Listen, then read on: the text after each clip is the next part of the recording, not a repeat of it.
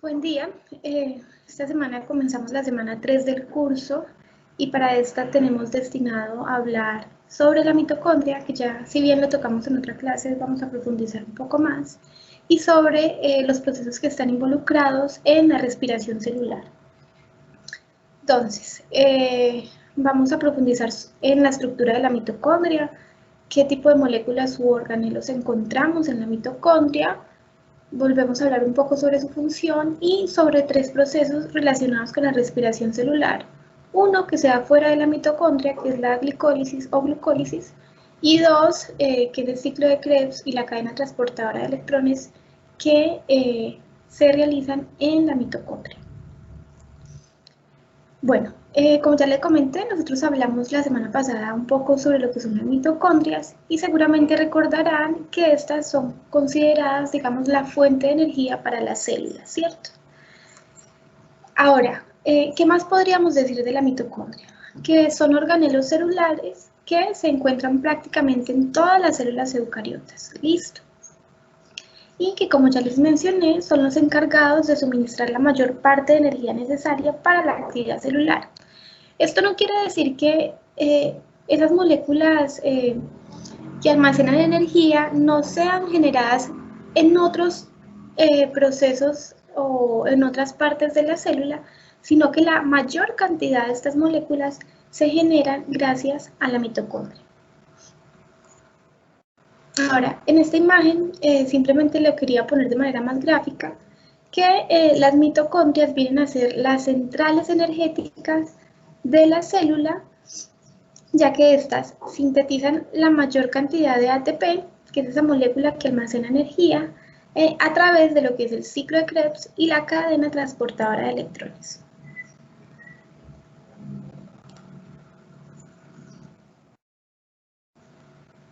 Bueno, esto es un poco más sobre lo que les venía diciendo, porque son importantes, porque en ellas se realizan estos procesos de respiración celular y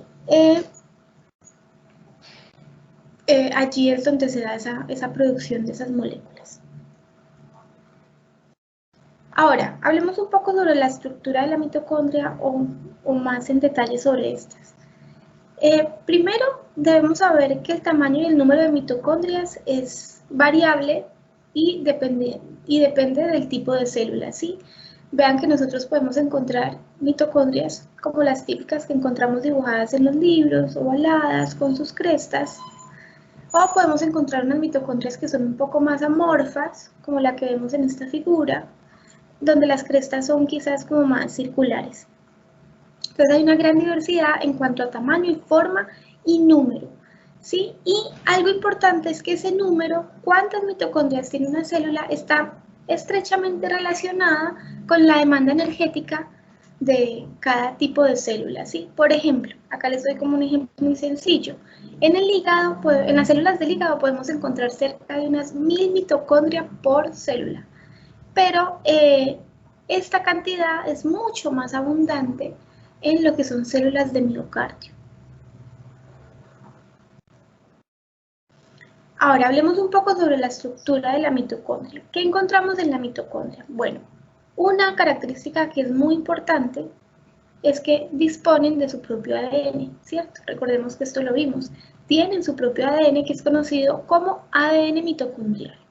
Y este, digamos, se diferencia del ADN nuclear porque no forma cromosomas, sino que forma una única cadena en disposición circular, que es como la que vemos acá. Es como una única cadena circular, ¿sí?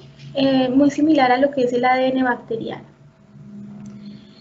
Y tiene, digamos, unos genes que no vamos a encontrar en lo que es el ADN nuclear. Y muchos de estos están relacionados con enzimas encargadas de llevar a cabo procesos metabólicos, que ya los veremos. Ahora, ¿qué más encontramos en la mitocondria? Bueno, encontramos los ribosomas, ¿cierto? Fíjense acá, esto ya lo habíamos visto. Sabemos que los ribosomas en las células eucariotas los podemos encontrar en el citoplasma, adheridos al retículo endoplasmático rugoso, pero también dentro de la mitocondria. Estos ribosomas, cabe señalar que son diferentes a los que encontramos en el citoplasma y en el retículo endoplasmático de las células eucariotas, ya que son mucho más pequeños, ¿sí? A estos tienen un menor número de proteínas asociadas que hace que su tamaño sea menor. Si habláramos en términos de a quiénes se parecen más, se parecerían más a lo que son los ribosomas en las células procariotas, que son mucho más pequeños. Ahora, la mitocondria es un organelo membranoso, pero este se caracteriza por tener dos membranas. Una membrana externa o exterior, que es esta que digamos está en café en la figura, que se caracteriza por ser muy permeable. Y tiene además una membrana interna, que es esta, que se caracteriza por ser mucho más selectiva, tiene mayor número de proteínas comparada con lo que es la membrana exterior, y una característica muy notable es que esta membrana interior forma, digamos, estas invaginaciones conocidas como crestas, ¿sí? Que ya veremos que allí se llevan a cabo un proceso muy importante. Ahora, estas membranas forman, digamos, un espacio, por ejemplo. Lo que queda entre la membrana exterior y la membrana interior es conocido como espacio intermembranoso, ¿sí? Esto acá es el espacio intermembranoso. Ya veremos que tiene una particularidad muy importante. Y lo que queda ya en el interior de la mitocondria es conocido como matriz mitocondrial y muchas veces se le conoce como mitosol, ¿sí? Como si fuera el citosol de la mitocondria. Ahora hablemos un poco más en detalle sobre estas estructuras. La membrana externa. Esta se caracteriza por tener un 60% en proteínas y un 40% en lípidos. Y como les comentaba, es altamente permeable, y una de las razones por la que es altamente permeable es porque contiene muchas copias de una proteína llamada porina, que es esta que les muestro acá en esta figura. Resulta que esta proteína tiene un canal, esta es una proteína integral, es decir, que cruza todo lo que es las dos bicapas de fosfolípidos, fíjense acá, una capa, dos capas, y la proteína atraviesa las dos capas, ¿sí? Y es una proteína que tiene un canal, como les comentaba, que permite el paso de moléculas de más o menos 1500 Dalton, ¿sí? Acá tengo que corregir, perdón. Entonces esto hace que esta proteína sea altamente permeable, ya que estas proteínas permiten el paso de varias sustancias y de varias moléculas relativamente grandes. Ahora, ¿qué tenemos en el espacio intermembranoso? Tiene una característica, y es que está compuesto por un líquido similar al citoplasma, y algo que realmente lo caracteriza es que fíjense acá, tengo la membrana externa, membrana interna, y el espacio que queda entre estas dos membranas es el espacio intermembranoso. Y una de sus características es que posee una alta concentración de protones. Véanlos acá, H+, ¿sí? Y también encontramos en este espacio diversas enzimas que intervienen en lo que es la transferencia para poder generar moléculas de ATP. Y estas enzimas son conocidas como adelinato quinasa o la creatina quinasa. Ahora, la membrana interna. Bueno, como les comentaba, esta presenta unas invaginaciones hacia el interior que forman, digamos, unos tabiques que son conocidos como crestas. Ahora, el número de estas crestas es muy variable y vuelve y juega, normalmente va a estar relacionado a las necesidades energéticas de cada célula, ¿sí? Entonces, fíjense, yo puedo tener mitocondrias que van a tener unas crestas transversales, o mitocondrias que tienen crestas curvas y paralelas, o mitocondrias que tienen crestas longitudinales rectas como estas, son como más pocas, más rectas, O incluso hay unas mitocondrias que pueden tener unas crestas como tubulares. Fíjense acá. Ahora, esta membrana es prácticamente impermeable, sí, es mucho más selectiva que la membrana externa y es impermeable a lo que son sustancias polares e iones. Aquí solo vamos a ver que es completamente permeable a lo que son moléculas de oxígeno, dióxido de carbono y agua. Ahora, ¿por qué será que esta membrana es mucho más selectiva que la membrana externa? Bueno, esto se debe a que esta posee alrededor de un 80% en proteínas y un 20% en lípidos. Fíjense en este diagrama que les coloco acá. Esta sería lo que es la membrana externa y esta sería lo que es la membrana interna. Fíjense que la proporción en proteínas difiere un montón, ¿sí? La membrana externa tiene menos proteínas y un gran número de lo que son lípidos, mientras que la membrana interna está casi que compuesta por proteínas y solo un 20% por lípidos. Esto hace que esta proteína sea mucho más selectiva que lo que puede ser la membrana externa. Ahora, ¿qué encontramos en la membrana interna? Vamos a encontrar enzimas de oxidación de ácidos grasos, transferasas, como algunas que transporten ADP, que ya veremos qué es el ADP, aminoácidos o ácido pirúvico a lo que es la matriz mitocondrial. Y algo que es muy importante que no se les puede olvidar es que en la membrana interna encontramos una enzima que se llama ATP sintetasa, ¿sí? Y como su nombre lo dice, la ATP sintetasa está encargada de sintetizar moléculas de ATP, que son esas moléculas donde se almacena la energía. Ahora, ¿cómo es la estructura de esta enzima? Esta enzima tiene, digamos, dos partículas o como dos subdominios, llamado la partícula F0 y la partícula F1. La F0 forma como un tallo, que es la que está anclada en la bicapa lipídica de la membrana interna, ¿sí? Fíjense acá. Y la F1 está formada, tiene como una apariencia y trabaja como una turbina con unas partes conocidas como alfa y beta, ¿sí? Entonces, se los voy a comentar más adelante, pero quiero que lo vayan, que se vayan relacionando con esta proteína.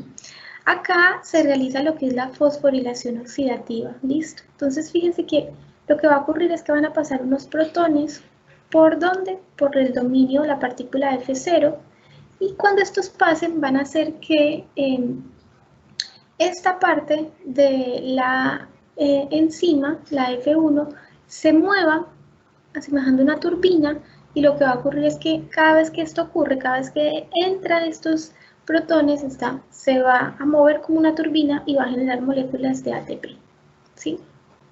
Ya lo veremos más adelante. Ahora, la matriz mitocondrial. Bueno, ya sabemos que es el compartimiento interno de la mitocondria y pues como es similar a lo que es el citosol y bueno, en esta ocurren muchas reacciones importantes, ¿sí?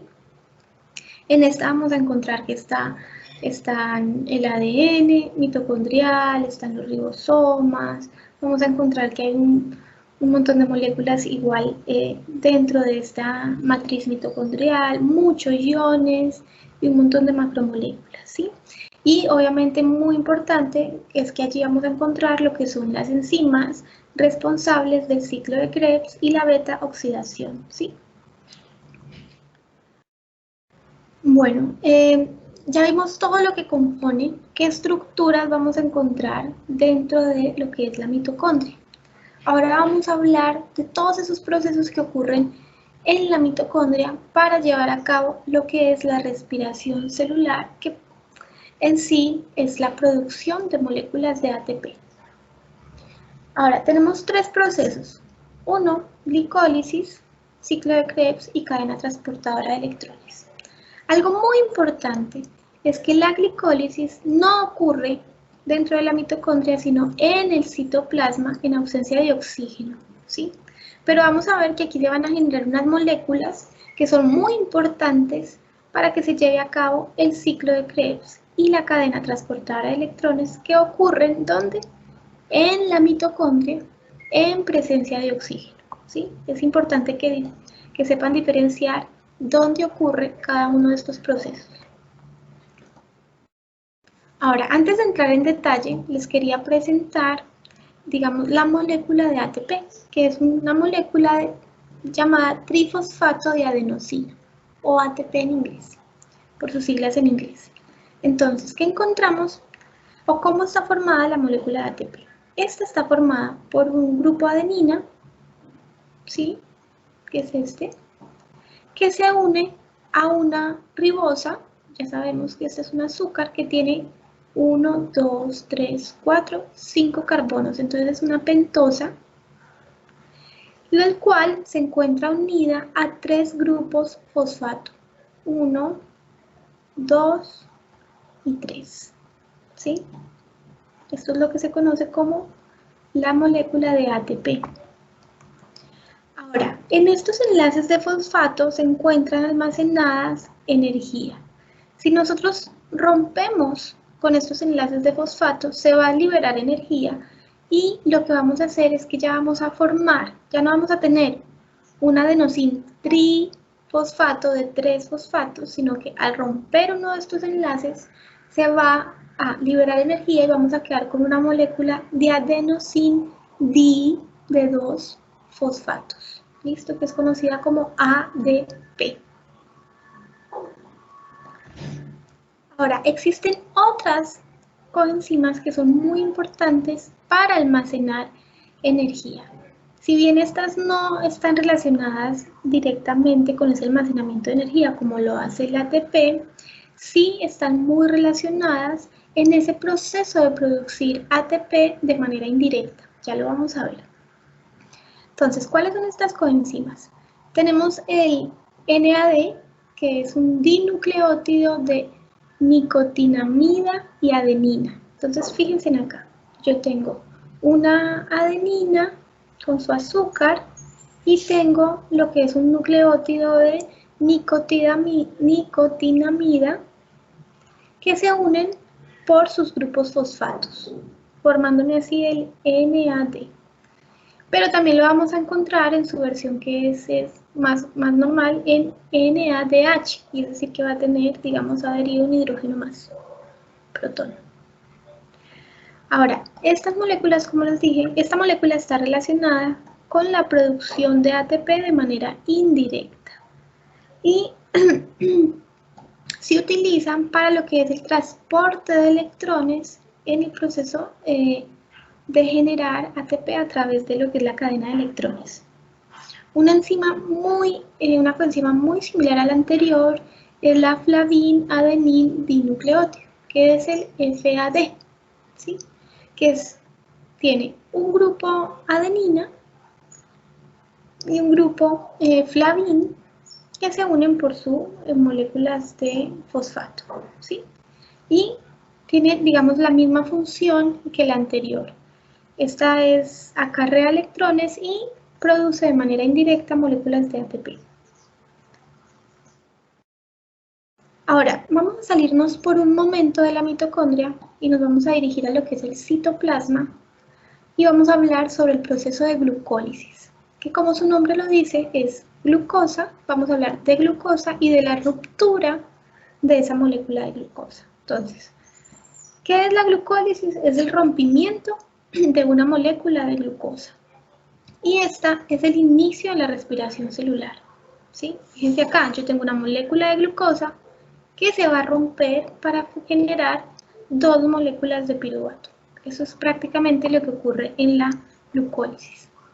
¿Y cuál es la función? Bueno, es la encargada de oxidar la glucosa y de obtener energía para la célula. Algo importante es que la glucólisis se realiza en todas las células del organismo y se produce en el citoplasma celular.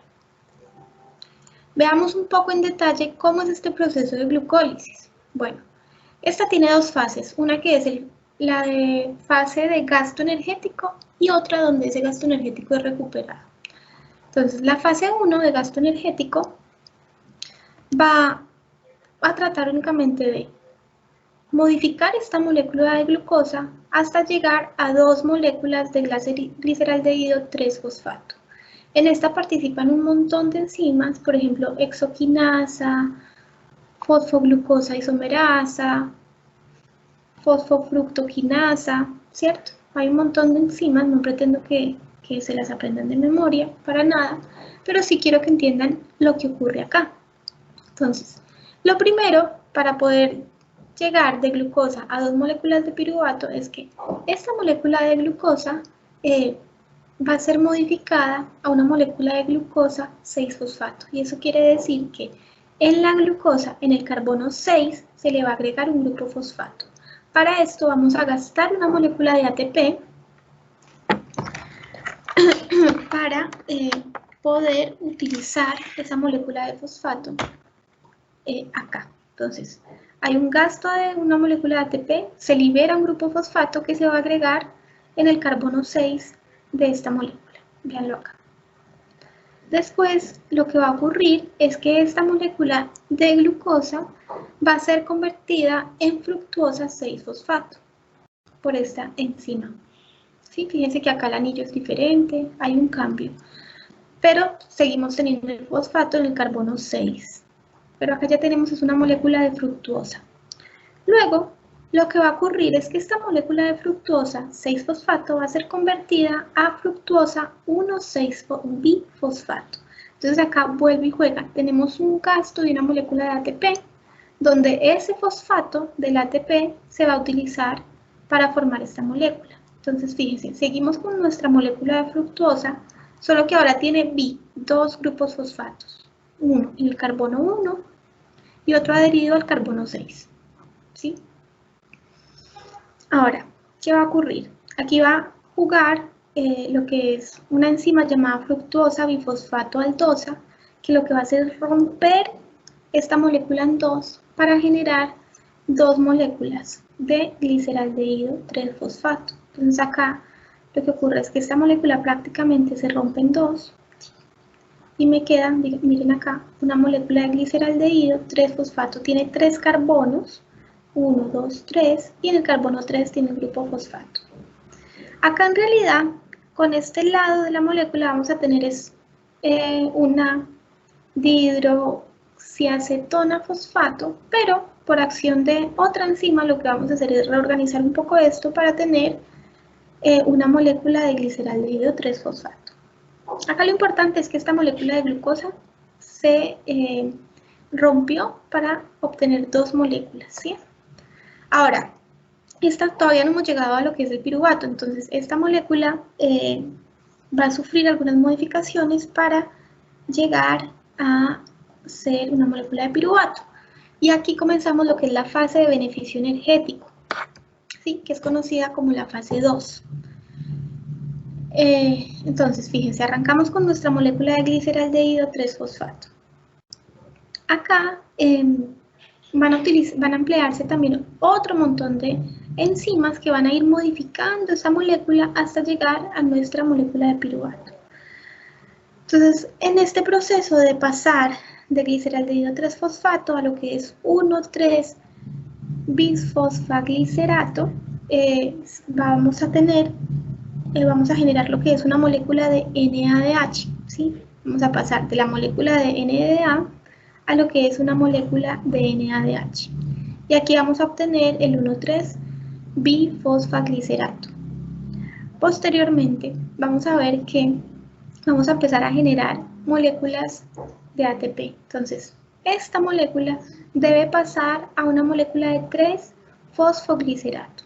Fíjense que ya deja de tener acá 2 grupos fosfatos a tener 1. Entonces, aquí lo que va a ocurrir es que se va a liberar un grupo fosfato y lo que vamos a hacer con esta liberación es generar una molécula de ATP, ¿sí? Fíjense que ya no tenemos este grupo fosfato en esta molécula. Luego, esta molécula, por acción de otra enzima, se va a convertir en 2-fosfoglicerato. Y aquí lo único que va a ocurrir es que va a haber como una modificación de ese grupo fosfato, ya deja de estar en el carbono 3 y pasa a estar en el carbono 2. Y luego, por acción del agua y también liberación de la misma, se va a formar lo que es una molécula de fosfoenolpiruvato. ¿Sí? Que aquí ya tenemos una liberación de, por ejemplo, tenemos un oxígeno menos, ¿sí? Y luego lo que vamos a hacer es ahora liberar este fosfato para tener la molécula de piruvato, gracias a esta enzima, que es muy importante, piruvato quinasa. Entonces recordemos aquí, al liberarse este fosfato, lo que voy a generar es una molécula de ATP. Y tengo mi molécula de piruvato. Listo. Ahora, recordemos que teníamos dos moléculas de gliceraldehído 3-fosfato. Entonces, por eso es que les digo que este proceso se hace por dos. ¿Sí? Primero con una, hasta llegar a piruvato, generamos dos moléculas de ATP y una de NAD. Y luego con la otra molécula volvemos a generar dos moléculas de ATP y una de NADH. Este es un diagrama resumido. Empezamos con una molécula de glucosa que tiene 6 carbonos. Tenemos un gasto de 2 moléculas de ATP. Y luego vamos a generar 2 moléculas de piruvato, en las cuales vamos a, por cada molécula, ganar un NADH y 2 moléculas de ATP. Entonces, si yo les pregunto por la producción que se produce en el proceso de glucólisis, ya saben que son 2 moléculas de piruvato, 4 moléculas de ATP, pero en realidad nuestra ganancia no son 4 sino 2, porque ya acá gastamos 2, recuperamos esas 2 que gastamos y quedamos con 2 ATP nuevas. Y 2 moléculas de NADH, uno por esta molécula y otro por esta otra molécula. ¿Cuáles son estas funciones de la glucólisis? Bueno, la primera es la generación de moléculas de alta energía, como son ATP y NADH, como fuente de energía celular en procesos de respiración aeróbica y anaeróbica, ¿sí? La segunda es la generación del piruvato, que es esa molécula importante que se va a emplear en el ciclo de Krebs como parte de la respiración aeróbica. Y bueno, y otra es que todas esas moléculas que se van produciendo en este proceso de glucólisis pues son importantes para otros procesos celulares. Ahora, ustedes verán que no fue que producimos una cantidad increíble de moléculas de ATP, pero ya veremos que a través de estas se van a producir otras moléculas de ATP. Entonces aquí ya arrancamos lo que es la parte del proceso de respiración celular dentro de la mitocondria. ¿Listo? Entonces fíjense acá. Vamos a arrancar, primero ocurre, después de esto, lo que es el ciclo de Krebs. ¿Y qué es el ciclo de Krebs? Principalmente el ciclo de Krebs es una ruta metabólica y se le conoce como ciclo porque se inicia con una molécula de oxalacetato y a través de varios procesos volvemos a llegar a la misma molécula de oxaloacetato. Por eso se conoce como ciclo, ¿sí? Ahora, este se caracteriza porque toma una molécula, que ya vamos a ver de dónde sale, que se llama acetilcoenzima A, como materia prima. Y en todo este proceso se libera o se forman moléculas de energía a partir de todos los cambios que van sufriendo estas moléculas. Entonces, fíjense qué ocurre. Yo tengo el piruvato, ¿cierto? Moléculas de piruvato que donde se generaron en el citoplasma. Estas moléculas van a entrar a la matriz de la mitocondria y por la acción de una enzima llamada piruvato deshidrogenasa, esta molécula va a ser convertida en una molécula llamada acetilcoenzima A. En este proceso de pasar de piruvato a acetilcoenzima A, se genera una molécula de NADH. Pero recordemos que nosotros no tenemos una molécula de piruvato, sino 2 moléculas de piruvato. Entonces esto se va a realizar 2 veces y por lo tanto en este proceso vamos a tener 2 moléculas de NADH. Listo. Ahora, ¿esto por qué es importante? Porque la acetilcoenzima A, que es modificada acá, es la que va a entrar en lo que conocemos como ciclo de Krebs. este ciclo de Krebs en otros libros los van a encontrar como ciclo del ácido cítrico. ¿Listo? Ahora, veámoslo un poco más en detalle. Ya sabemos que esa molécula de piruvato se convierte en acetilcoenzima A para poder entrar en lo que es el ciclo de Krebs. ¿Qué ocurre? Esta molécula de acetilcoenzima A va a reaccionar con esta molécula de oxalacetato. Fíjense que esta tiene 4 carbonos y esta 2. Van a reaccionar y me van a formar lo que es la molécula de citrato, ¿sí? Que es donde arranca el ciclo de Krebs. Y esta molécula de citrato se caracteriza por tener 6 carbonos. 2, 3, 4, 5 y 6 carbonos. Listo. Y aquí también encuentran que va a haber un montón de enzimas trabajando para ir modificando lo que son estas moléculas. Ahora, ¿qué es importante? En el ciclo de Krebs vamos a encontrar dos fases. Una fase de oxidación, donde esta molécula de 6 carbonos va a irse modificando hasta llegar a una molécula de 4.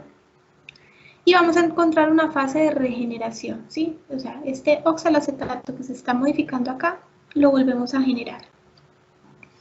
Entonces estamos acá, tenemos una molécula de citrato. Ahora, esta molécula de citrato va a pasar a ser una molécula de cis asconiato. No se tienen que aprender estos nombres.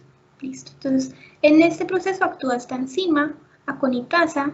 Acá va a haber una liberación de agua, ¿sí? Fíjense que tenemos igualmente 6 carbonos, pero vamos a tener algunos cambios en los elementos que forman esta molécula. Por ejemplo, acá ya no vamos a tener 2 hidrógenos y no vamos a tener nuestro grupo OH. Se liberan, me forman agua y me forman esta molécula. Luego, a través de esta enzima voy a tener una molécula de isocitrato, ¿sí? Y acá, fíjense que volvemos a tener nuestros 6 carbonos, pero volvemos a tener lo que es un átomo de hidrógeno y un grupo OH. Ahora, luego, este isocitrato se va a convertir en alfa-cetoglutarato, gracias a la acción de esta enzima. Y acá vamos a ver que ya vamos a pasar de tener una molécula de 6 carbonos a una molécula de 5 carbonos. Entonces, en este proceso lo que va a ocurrir es que voy a liberar dióxido de carbono y voy a pasar a generar una molécula de NADH, ¿sí? Acá ya llevo una molécula. Ahora, voy a pasar de alfa-cetoglutarato a lo que es una molécula de succinil-CoA. Entonces, en este proceso voy a liberar también el carbono y oxígeno para generar moléculas de dióxido de carbono. Se va a generar una molécula de NADH y va a entrar a participar una coenzima A SH para formarme esta molécula. Fíjense que acá se agrega. Ahora, gracias a la acción de esta enzima, que es un succinato tioquinasa, voy a pasar de esta molécula a un succinato, ¿sí? Entonces, fíjense que acá, ¿qué ocurre? Se libera este grupo coenzima S y voy a formar una molécula de GDP a GTP. Esta es una molécula de la cual vamos a obtener ATP, ¿sí? Entonces aquí estoy generando prácticamente una molécula de ATP. Luego fíjense que ya empiezo, ¿cierto? Como ese proceso de regeneración para llegar nuevamente a la molécula de oxalacetato. Ya tengo una molécula de 4 carbonos y no de 6 como inicia acá.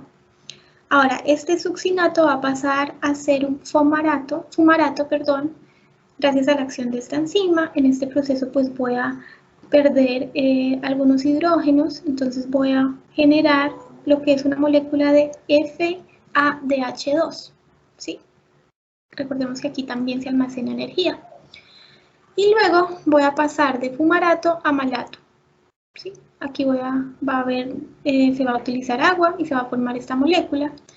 Y por último va a pasar de malato a oxaloacetato. Entonces acá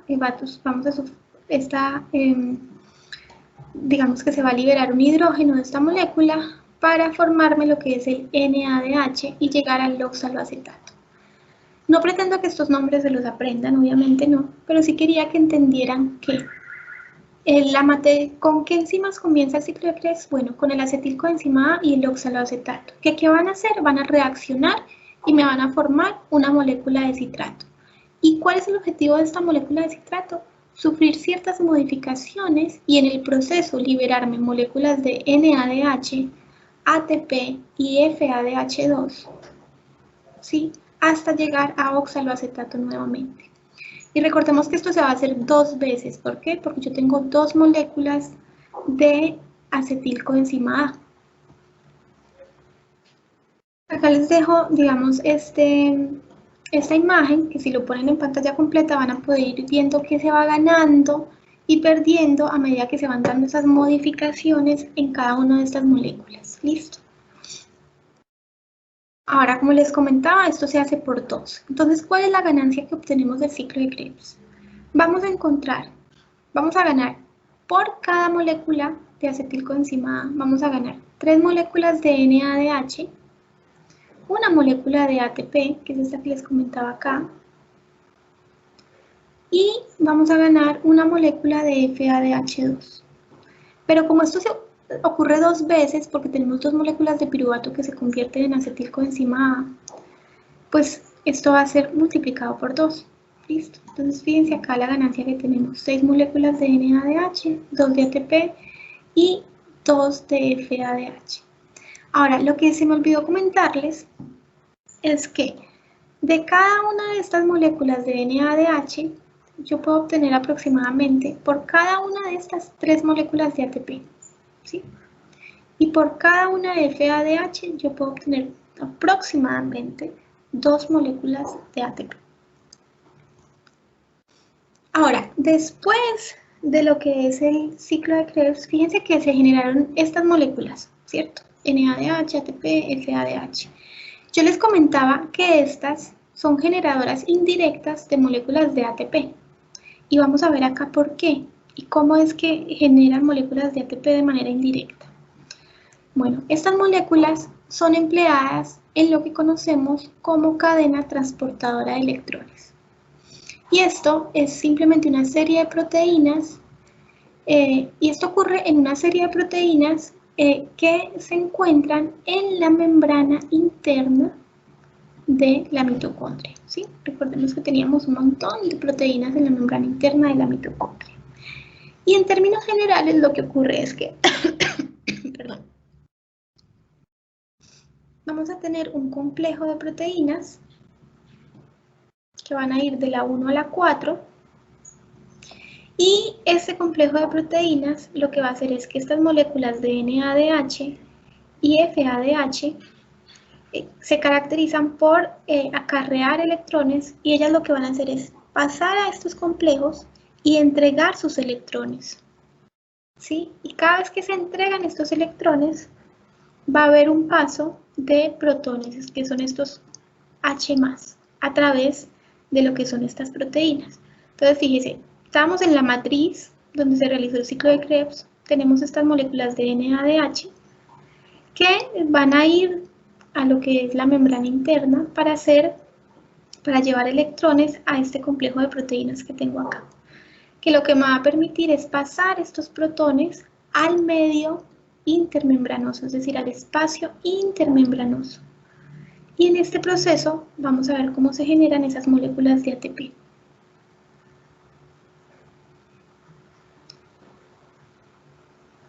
Entonces, acá lo que vamos a ver es que se van a transportar esos electrones y se va a realizar un proceso de quimiostasis, que es la difusión de iones a través de la membrana. ¿Sí? Y a partir de estos dos procesos vamos a dar lo que es la fosforilación oxidativa. Veámoslo un poco mejor acá. Entonces, la cadena transportadora de electrones es un conjunto de proteínas y moléculas orgánicas que están incrustadas en la membrana interna y la mayoría de las cuales se organizan en 4 grandes complejos nombrados del 1 al 4. Entonces tenemos el complejo 1, complejo 2, complejo 3 y complejo 4, ¿sí? En la membrana interna, entonces tenemos matriz, membrana interna y espacio intermembranal.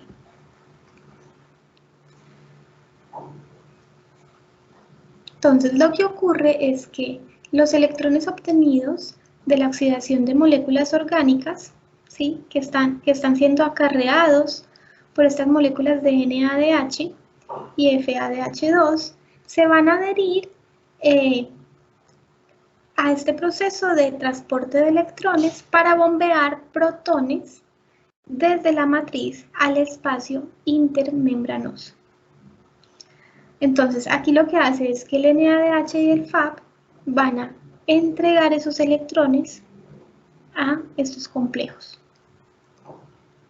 Entonces, fíjense acá. Primero llega el NADH, le va a entregar estos electrones, sus electrones, al complejo número 1 y una vez ingresan, acá van a haber otras enzimas que van a participar en todos estos movimientos de electrones, pero una vez estos electrones son ingresados, van a, digamos, a llamar protones para que sean pasados de este medio donde hay menos concentración a un medio de mayor concentración. Entonces, entrego estos electrones, estos electrones van a, digamos, a empujar estos protones que van a salir a un medio de mayor concentración, ¿sí? Después estos electrones van a ser transportados o pasados a otro complejo. Aquí lo que va a ocurrir es que va a trabajar este complejo Q. Y en este complejo 2, lo que va a hacer es que la FADH va a pasar sus electrones a este complejo 2, ¿sí? Y estos electrones del FADH y del NADH van a ser transportados al complejo 3, que una vez llegan acá, lo que van a hacer es nuevamente, digamos, de alguna manera, empujar estos protones que yo tengo en un medio de menor concentración para que pasen a través de esta proteína y lleguen a un medio de mayor concentración de protones. Posteriormente, estos electrones van a ser transportados por el citocromo C hacia el complejo 4. Y una vez acá en el complejo 4 va a ocurrir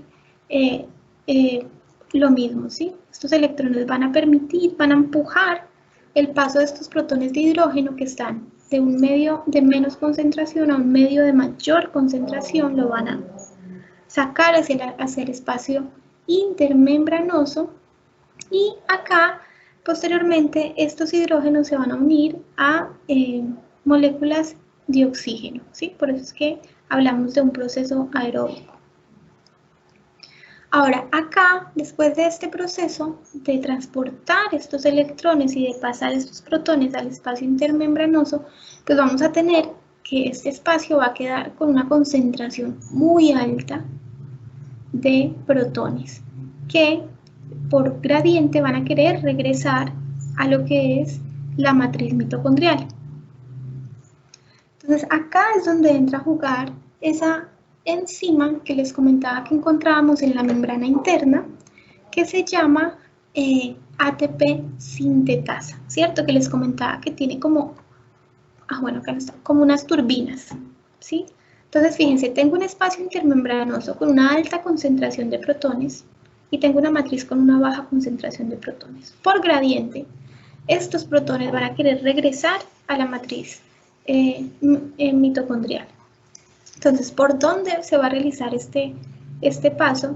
Se va a realizar a través de lo que es la ATP sintetasa, que recordemos tenía dos partes, una que era un tallo y otra que sobresalía hacia lo que es la matriz en forma de turbina. Entonces, cada vez que ingresan estos estos protones, como va a pasar de un medio de mayor a menor, ellos van a ingresar, por decirlo de alguna manera, de manera violenta a través de esta ATP sintetasa, y lo que va a hacer es que va a mover esas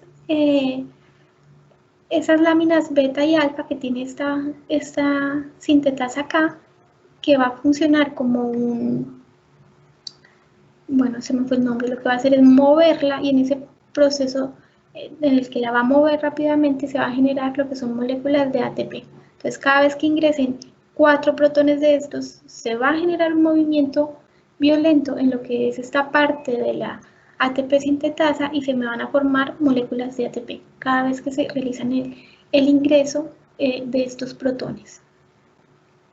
¿Sí? Entonces acá les quería mostrar quizás un poco mejor.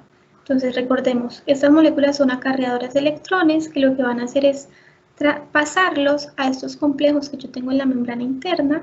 Cada vez que estos electrones pasan a través de estos complejos van a ir bombeando protones hacia el espacio intermembranoso que tiene mayor concentración de estos, ¿cierto? Van a pasar de un medio de menor concentración a un medio de mayor concentración. Entonces esto va a ocurrir en estos complejos y ahora todos estos protones necesariamente van a querer regresar a la matriz desde un medio de alta concentración, un medio de bajo, es un proceso natural. Entonces lo van a hacer ¿por dónde? A través de la enzima ATP sintetasa que funciona como una turbina. Cada vez que pasan 4 protones de esto, esta turbina se mueve, digamos, violentamente y generándome moléculas de ATP. Pasan 4 moléculas de ATP, 4 moléculas de ATP. Entonces, en este proceso es donde se genera todas estas moléculas de ATP, que son las que vamos a utilizar en nuestro proceso de, en todos los otros procesos celulares que requieren energía. ¿Sí? Entonces, recordemos, el proceso de respiración celular tiene una fase de glucólisis que se da en el citoplasma en ausencia de oxígeno y lo que hago es tener una molécula de glucosa y volverla en 2 moléculas de piruvato y ahí obtengo 2 moléculas netas de ATP y 2 moléculas de NADH. Luego lo que va a ocurrir en el ciclo de Krebs es que este va a ocurrir primero que todo en la mitocondria, va a ser aeróbica, presencia de oxígeno, voy a utilizar la enzima que es acetilcoenzima A, ¿cierto? Para volver a tener una molécula de oxalacetato. Y en ese proceso se van a generar moléculas de ATP y de NADH y FADH que se van a utilizar en la cadena de transporte de electrones para bombear esos protones de un medio de baja concentración a uno de mayor concentración y a través de lo que es la ATP sintetasa generar moléculas de ATP. ¿Listo? ¿Cuántas de estas moléculas voy a ganar en todo este proceso? 36 moléculas de ATP. Bueno, algo acá. Si vemos libros, dependiendo del año de publicación de los libros, estas moléculas, este número de moléculas de ATP pueden cambiar. Van a encontrar libros que te digan 32, unos como el que yo uso que dice 36, otros van a decir 38. Lo cierto es que en este proceso estamos generando una alta producción de moléculas de ATP, que son estas moléculas importantes en un montón de otros procesos a nivel celular. Bueno, entonces vamos a regresar a clase para que entre todos hagamos un resumen sobre la mitocondria y la respiración celular.